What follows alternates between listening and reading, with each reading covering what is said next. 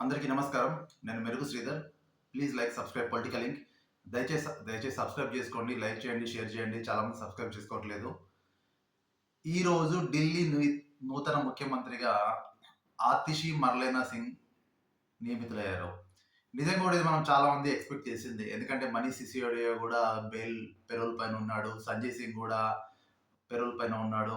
ఆప్ senior line Raghav Chadha ఎంపీగా ఉన్నాడు రాజ్యసభలో. ప్లస్ చాలా స్టేట్స్ హర్యానా ఇన్ఛార్జిగా ఉన్నాడు. హర్యానా ఎలక్షన్ చూస్తున్నాడు. ఇప్పుడు నెక్స్ట్ మహారాష్ట్రలో కూడా ఆప్ చేయాలనుకుంటుంది. అయితే ఒకటి, అరవింద్ కేజ్రీవాల్ వ్యూహంలో భాగంగానే ఆతిషిని ఎంచుకున్నారు. నిజంగా కూడా ఆతిషి మర్లేనా ఆమె చాలా సమర్థవంతంగా పనిచేశారు. ఎప్పుడైతే కేజ్రీవాల్ జైల్లో ఉన్నారో అప్పుడు చాలా సమర్థవంతంగా పనిచేశారు.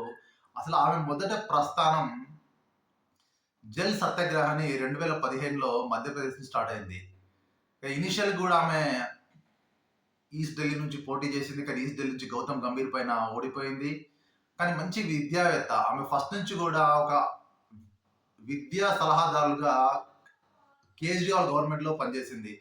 అక్కడ విద్యా విధానాన్ని సమూలంగా మార్పు చేసి, సమూలంగా ప్రక్షాళన చేసి, విద్య పేదలకు అందే విధంగా అక్కడ కృషి చేసింది ఆతిషి కూడా. నిజంగా కూడా అంటే ముందుండి నడిపేవాడే నాయకుడు అన్నట్టు నిజంగా కేజ్రీవాల్ కూడా ఆతిషిని సీఎంగా చేయడంలో ఆయన చాలా రాజనీతిని ప్రదర్శించాడు. ఎందుకంటే కేజ్రీవాల్కి తెలుసు ఇది కరెక్ట్గా నవంబర్లో ఎలక్షన్స్ సెంట్రల్ గవర్నమెంట్ పెడుతుందా లేదా అని. ఎందుకంటే మహారాష్ట్ర ఎన్నికలతో పాటుగా పెడితే ఇప్పుడు సింపతి గెయిన్ చేసుకోవచ్చని కేజ్రీవాల్ వ్యూహంలో భాగము. ఇంకొకటి ఏంటంటే యాక్చువల్గా నెక్స్ట్ ఇయర్ ఫిబ్రవరితో ఆ మన ఢిల్లీ ప్రభుత్వానికి అసెంబ్లీ గడువు ముగుస్తుంది. కాబట్టి ఇప్పుడే రద్దు చేసి ఆతిషిని ప్రొజెక్ట్ చేయడం ద్వారా అంటే మహిళలకు అనుకూలంగా మా ప్రభుత్వం ఉంది. ప్లస్ ఇంకోటి కూడా ఆమె పీడబ్ల్యూఈ మంత్రిగా, ఎడ్యుకేషన్ మినిస్టర్గా చాలా సమర్థంగా పనిచేసింది. ఎప్పుడైతే కేజ్రీవాల్ జైల్లో ఉన్నాడో ఆమె ఈవెన్ జాతీయ జెండా ఎగరవేసింది. ఇంకెవరికి కూడా అవకాశం దక్కలేదు. అప్పుడే అందరూ భావించారు ఒక తదుపరి ముఖ్యమంత్రి అయ్యేది ఉంటే ఆతిషి అవుతుందని అప్పుడే అందరూ భావించారు. నిజంగా కూడా ఈరోజు నిజమైంది.